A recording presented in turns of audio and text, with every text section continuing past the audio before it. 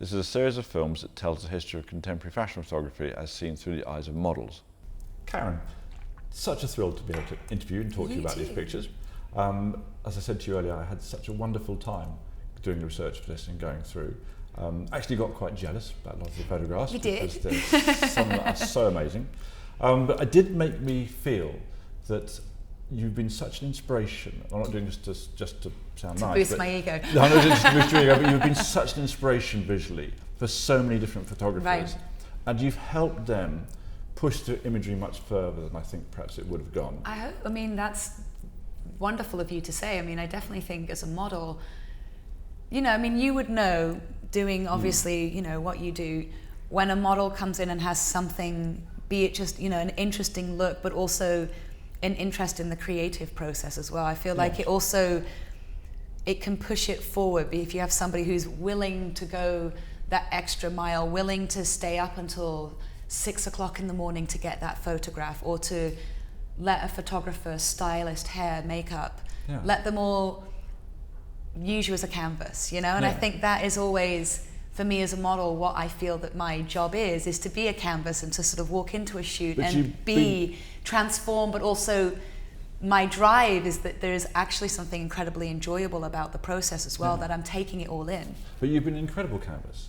I mean, I hope so. But you have. I went through the pictures. Right. And what I'm trying to articulate, and probably not doing it very well, is that having somebody like you to photograph allows the photographer to create a much more extraordinary image. Right, right. So, which isn't always the case. I mean, there are great models and lots of different forms and shapes and everything else, but you've provided to a certain amount of photographers, you know, a moment, you know, that will mark their career and possibly change how they see things and change how things are seen. And likewise, it's very mutual for me too, is that moment, often with, you know, a lot of the photographers that I've worked with, they've seen something in me or transformed me, or the image that's there is powerful enough to also have other people see me in a different light as well, you know? I think bringing it back to, I think the shoot that sort of put my career on the map was that Italian Vogue years ago with Steven Meisel. Let me call it up. Yes. Yep. That's the one. I mean, that was my 18th birthday as well, if you can believe that. Yep, it was my 18th birthday. And amazing. There's just a feeling in that shoot. Obviously, it was so, it was the first time a photographer let me play. Really? It was the first time I felt a photographer just said, do what you want, you know, play, you know, turn the music up loud, get into the sort of character of it all, and just express yourself, you know. And, you know, obviously working with Steven, there's obviously a very big process towards it all, but it really... In what way? Well, his lighting, before you get on set, it's already there, you know, and he's very technical with the people who he has working with him. There's a real massive team behind him, so when he gets in front of the camera, he is so focused with you, so focused. I mean, that you feel like you're the only person who exists. You know, in shoots, everyone's always coming in and out, rushing and around, and sometimes it's hard to stay focused, particularly in this day and age of digital, which I do love as well, but I will say there was something to film where you had, you know, until you had your 36 pictures, do you know, and you would get into the sort of the spirit of the photograph, where it's click, click, let's look at the screen. It has changed the dynamic of it. It has changed the dynamic a lot. So obviously this was well before, you know, digital. Well before digital. And tell me a little bit, tell me, this is a picture that I love. Right. Fantastic, I think Steven's a fantastic photographer, and a great admirer of his work. But tell me a little bit, from you looking this way, what were you seeing? Gosh, I mean... And hearing. I remember, actually, I mean, I know the soundtrack so well already. The soundtrack, it was the 90s, you know? So they sort of had The Prodigy and Massive Attack blasted up loud. And for me, we were, you know, we just finished, I believe, this picture, and there was another one where I'd just been, literally the carousel was spinning, and I'd been spinning on the carousel, and Steven had just given me flowers for my birthday, and they were like, okay, we have to do more pictures. It was until very, very late at night. And I remember Pat McGrath, the legendary Pat McGrath. Yes, absolutely. And it was one of her first few shoots with Steven as well. So we were all very knew, and I think Pat was starting to feel really comfortable with Steven. Well, that's clear. And because that's very you know, bold. it was sort of literally, she would come over to me. She did that literally just before, you know, just came over and got her fingers, as Pat often does, and just sort of put it over my eyes. And Branna Wolf, the legendary Branna Wolf, was the stylist, and Ward. Do you remember Ward, the hairdresser, Dutch know the guy? name. I never worked with him, sadly. Well, he would just keep coming over and sort of lobbing off my hair as the shoot would go on. And I just remember being at that moment, this particular picture, just being so locked in with Steven. I felt like, you know, just this, and I'm sure you understand that relationship with models as too. It's a really interesting relationship. When you have trust in somebody, you'll get the world from them, you know. And it was that moment though where I was like, I really love this man. He's seen me. He's seen the potential that I've always known I've had in me, but he's seeing it and it's being projected. But also, look at the transformation. A few days before, sort of a mousy, ratty, very like, you know, into my vintage clothes. Remember Iris Palmer, you know? Yes, sort of Iris and I were just, we were thick as thieves, and we were just these two sort of mad teenage girls. Tell me a little bit about the process of getting to Steven. It's an interesting process. What I mean by that is, give me a little bit of what you're doing 6 months beforehand. Okay. Were you trying to be a model, or were you? Okay, I started modeling when I was 15, but nobody gave a damn about me. But then when I finished my GCSEs, I mean, I grew up in Oldham, which is up north, and honestly, all my friends were getting pregnant. Some were getting pregnant, some were turning to, you know, really hard drugs, and my honestly, it was like, I have to escape. I have to escape. If there's neither of those two options did it for you. Neither of those two options did it for me at all. And I was like, I have to escape, and modeling was an opportunity for that. And I went to Tokyo. It's actually where I met Tabitha Simmons. Oh, really? In Tokyo, who's my best friend. But dancing, she gave me absinthe. Did she? That was my first drink. Wow. God almighty. It was a bad story.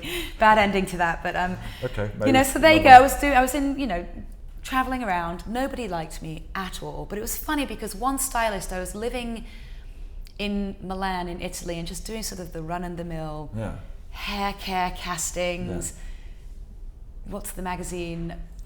Donna magazine, you know, like all the sort of not even just local fashion magazines, that sort of wandering around traipsing on castings. And there was this one stylist, I can't remember his name, Paolo Torini. He used to work with Dolce & Gabbana. Right. And I did test shoots with him all the time, and he just kept saying, go to New York. If Meisel meets you, your career's changed. He's like, don't bother going to any other city. He's like, they're not going to understand you. You need somebody like Meisel. And went to New York. You know, nobody liked me in New York. Nobody gave a damn. I mean, it was at all. And so how did you get to Meisel? Okay, the last week before Christmas. Literally had no money, no money, living in a model apartment with how many